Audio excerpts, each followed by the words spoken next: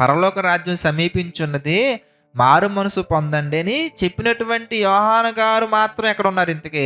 ఆయన మాట విని దేవుని రాజ్యంలోకి వచ్చినటువంటి వారు ఎక్కడ ఉన్నారో ఒకసారి మీరు ఆలోచించండి. ఎంత మార్పు జరిగింది చూసారా? అందుకే సాతాను ఏం చేస్తాడో తెలుసా? కొన్ని సందర్భాలలో మన జీవితంలో వెంటనే అటాక్ చేయడు. దేనికి చెప్పనా? ఎదగని ఎదగని ఎదగని ఎదగని వెళ్తాడు వెళ్తాడు వెళ్తాడు వెళ్తాడు ఎల్లని ఎల్లని ఎల్లని ఎల్లని ఎల్లని పర్ఫెక్ట్ టైం. అందుకే సమయం చూసి వాడు ఏం చేస్తాడు తెలుసా? గట్టిగా ఒక బాణం వేస్తాడు అంతే.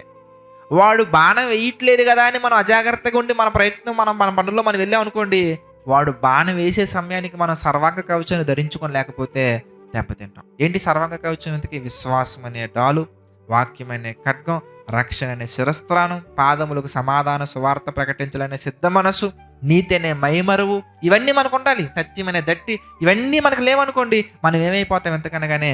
వాడు ఎప్పుడు బాణం వేసిన అలర్ట్గా మనం ఎదుర్కోవడానికి మనం సిద్ధంగా ఉండాలి. లేదంటే దెబ్బతింటాం, మనం నిజంగా దెబ్బతింటాం.